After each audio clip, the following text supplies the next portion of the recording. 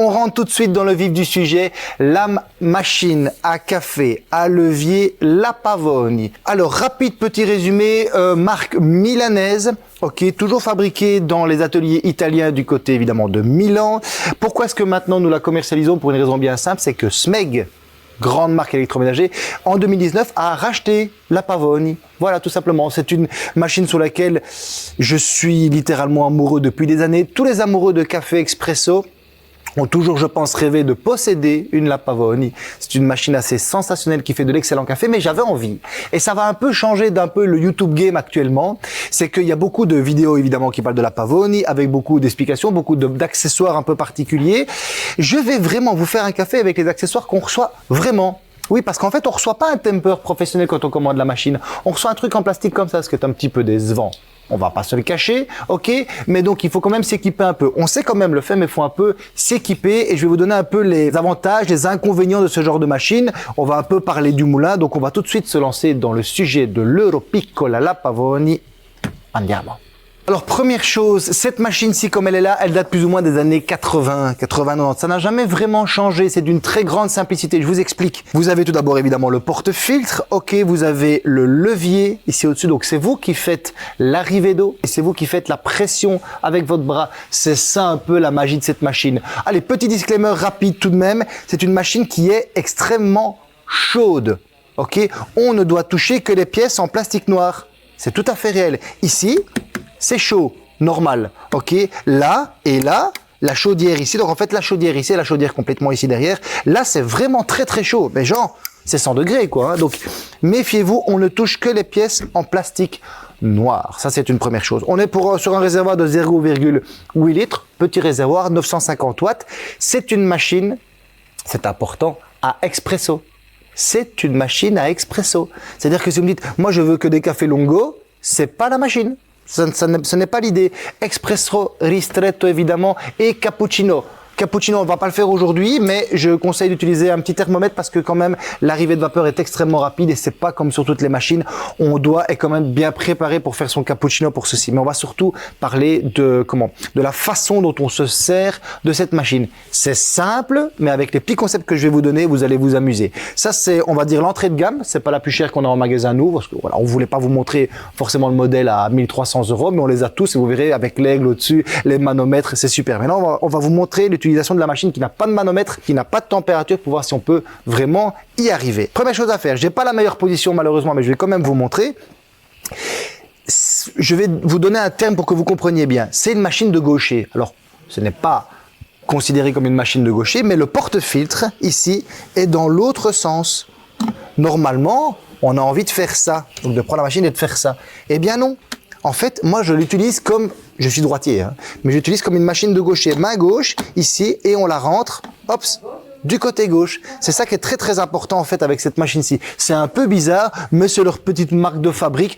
Est-ce qu'ils l'ont fait pour gagner du temps dans les bars? Parce que c'était quand même une machine qui était également dans les trains, etc. Donc c'était vraiment des machines qui étaient professionnelles. Et donc vous n'aviez pas besoin non plus beaucoup d'électricité pour ceci. Donc c'est une machine de gaucher. Est-ce que pour ça, le barista de la main droite, ça va faire autre chose? Mais en tout cas, c'est du gaucher. Donc, les choses à savoir très importantes. J'utilise ici, pour avoir un expresso, le porte-filtre, et je vous le conseille d'ailleurs, simple paroi, et le double, le profond. Autre chose très importante, munissez-vous d'un moulin de qualité, mouture très fine. Un moulin basique ne fonctionnera pas. On est sur des machines relativement haut de gamme. Il faut un moulin de qualité. Vous allez voir la mouture et on part tout de suite pour moudre.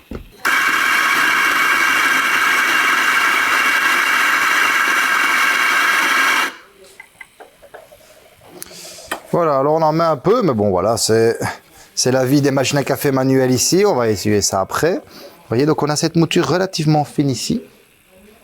Vous voyez? Okay. Donc il y a deux côtés, un plus serré, un moins serré. Donc d'abord on va temper comme ceci, tranquillement, comme ça on va l'égaliser. Ok, je l'ai volontairement fait avec cet accessoire-ci. Ok, parce que vous voyez dans toutes les vidéos ils ont toujours des tempers et tout qui coûtent une fortune. Moi oui, on en a, mais je voulais vraiment vous montrer ce qu'on recevait avec la machine. On le met dedans, on fait une belle pression. Voilà. Hop, on nettoie le porte-filtre et les oreilles du porte-filtre. voyez ce qu'on a et on va démarrer l'expresso. Autre chose très importante, je vais rincer la machine. Alors, je tiens d'abord ma main ici, vous allez comprendre pourquoi. Je le mets ici. Pourquoi je ne le mets pas dans le bac? Parce que le bac est tout petit en fait. Voilà. Et j'ai pas envie. Et puis attention, le bac est pas très bien fixé. Donc on le met, on relève la machine dedans légèrement. Et là, on rince. Voilà. L'eau arrive dans la chambre, elle s'écoule directement. On rince la machine. Je vais juste prendre la bonne position pour la mettre dedans. Vous allez voir ça. Voilà, on est dedans. On y va. Voilà. On place sa tasse en dessous. On relève. Alors, c'est très important de relever lentement, tranquillement en fait. On relève lentement. On va attendre que les premières gouttes arrivent. Voilà. Et puis, on va commencer à abaisser. Et c'est votre main qui crée la pression.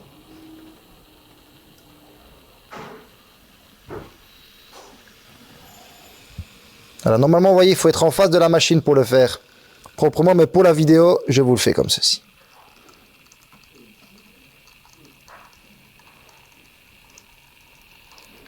Voilà, il faut essayer d'avoir le même geste en permanence. Et on arrive au bout. C'est une machine non plus qui n'est pas prévue pour vous attendre au niveau de la chauffe pendant des heures. C'est pas le but, on l'allume, on attend. La chauffe n'est pas la plus rapide. Regardez ceci. On sent tout l'arôme du café, ok, qu'il soit acidulé, etc. On a tout l'arôme du café complètement dedans. Et donc vous avez une très très belle créma qui tient très bien dessus. Donc ça fonctionne relativement bien pour le cappuccino.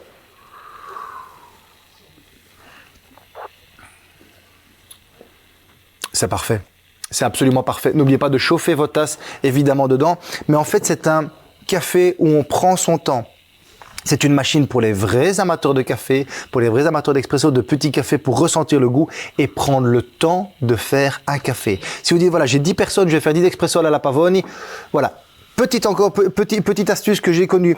Quand la machine vient de faire un café, n'ouvrez pas tout de suite le porte-filtre. Elle est encore un petit peu sous pression. Laissez 2 minutes que la pression s'en aille. Et puis à ce moment-là, vous pourrez seulement ouvrir la machine à café. Et bien évidemment, c'est comme les anciennes centrales vapeur. On n'ouvre pas le réservoir à eau. La chaudière ici, donc c'est pour ça que je précise bien que ce n'est pas pour les enfants. La chaudière ici est sous pression. C'est les anciens bouchons de pression. Donc vous ne pouvez pas l'ouvrir. Donc c'est juste de la vapeur, hein. Ok, je mets ça, c'est parce qu'il y a toujours un petit peu d'eau dedans. Et maintenant, je vais vous montrer. Regardez. Voilà. Voilà, donc c'est pour ça que j'évite d'avoir un peu de l'eau partout. Je mets des fois un peu ceci. Et en fait, elle va libérer sa pression. Je vais vous montrer comme ça à l'intérieur.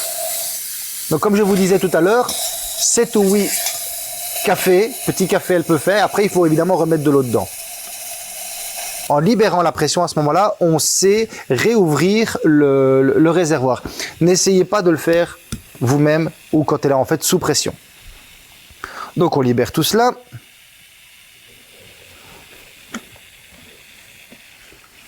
C'est pour ça que j'ai volontairement voulu faire vraiment une vidéo explicite et oui, c'est une machine sensationnelle. Je m'en sers effectivement tous les jours au magasin parce que moi j'adore boire des expressos, mais c'est pour être bien clair sur le produit réellement que c'est et ne pas vous dire oui, c'est pour ça, ça sert à faire tout ça. J'adore les cafés longs, je vais acheter une La Pavoni. Non, ça ne sert pas à ça à la base. Quand la vapeur est sortie, vous voyez, ça se dévisse déjà beaucoup plus facilement. Et donc vous avez, je vais en faire un petit zoom dessus. On a vraiment les bouchons comme on avait avant dans les chaudières. Hein. Donc il y a un joint, donc ça ne sert à rien non plus de serrer. Quand il est arrivé au bout, vous faites quelques petits millimètres de tour et c'est suffisant. Il n'y a pas besoin de plus que ça. Même à détartrer, franchement, c'est un produit très simple. On a la chaudière et l'arrivée de café. Donc la chaudière qui monte en pression et qui monte en température. L'eau passe dans la chambre ici et c'est tout. C'est des machines super simples d'utilisation. Hein. Il n'y a rien de très compliqué à faire. Et vous avez donc le réservoir d'eau qui se trouve ici, tout simplement. Merci à toutes et tous d'avoir suivi cette vidéo sur La Pavoni Europiccola. Il y a plein d'autres machines. Merci aussi à Smeg, mais d'abord d'avoir acheté la marque comme ça. Moi, je suis aussi plus rassuré avec Smeg d'avoir en fait aussi un groupe, vous savez, au niveau du suivi, des pièces, etc.